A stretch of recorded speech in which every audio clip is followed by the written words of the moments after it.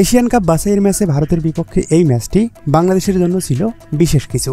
কেননা এই ম্যাচে বাংলাদেশের জার্সিতে অভিষেক হয়েছে হামজা চৌধুরীর। পুরো ম্যাচ জুড়ে দুর্দান্ত ছিলেন ইংলিশ প্রিমিয়ার লিগে খেলা এই ফুটবলার। এক হামজার কারণেই কোণঠাসা হয়ে পড়ে ভারত। ম্যাচের প্রথমার্ধে একের পর এক আক্রমণ, স্বাগতিকদের রীতিমতো ঘাম ঝরিয়েছে সফরকারীরা। তবে একের পর এক গোল মিসের মহড়ায় শেষ পর্যন্ত গোলশূন্য ড্র নিয়েই মাঠ ছাড়ে বাংলাদেশ।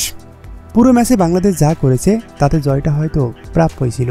শুধু গোল করা ছাড়া যা যা করা দরকার সবই করেছে হামজারা। তাদের মাটিতেই সুনীল ছেত্রীদের এইভাবে চেপে ধরবে ক্যারবেরার দল, তা হয়তো কেউ ভাবেনি। তবে একজন স্ট্রাইকারের অভাবে ঠিক ফিনিশিংটা হলো না লাল সবুজের প্রতিনিধিদের। কিন্তু ভারতের মাটিতেই রীতিমতো তাদের কাঁদিয়ে ছেড়েছে তারিক হামজারা।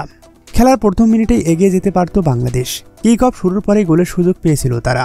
1 মিনিটের মাথায় ভুল করে বল বাংলাদেশের মিডফিল্ডার জনির কাছে দিয়েছিল ভারতের গোলকিপার বিশাল কায়েদ।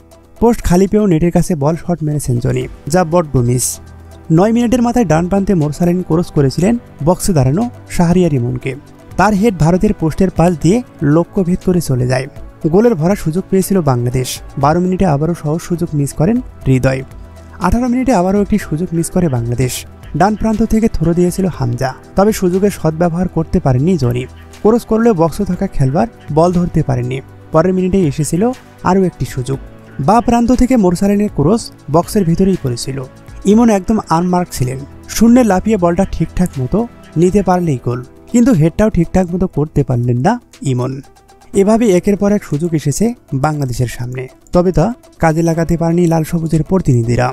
অতিরিক্ত মিনিটের একেবারে শেষ মিনিটে এসে আরও একটি সুযোগ মিস করে রাকিব। পোস্টের সামনে বল পেয়ে জোরালো শট দিয়েছিলেন ঠিকই, তবে সেটি বেরিয়ে গেলে ক্রসবারের ওপর দিয়ে। পুরো ম্যাচে হামজা চৌধুরী ছিলেন দুর্দান্ত। দারুণ পাস, ট্যাকল সব করেছেন দারুণভাবে। তবে আফসোস, এতগুলো মিস না হলে হয়তো অভিষেক ম্যাচটা রাঙিয়ে রাখতে পারত হামজা চৌধুরী।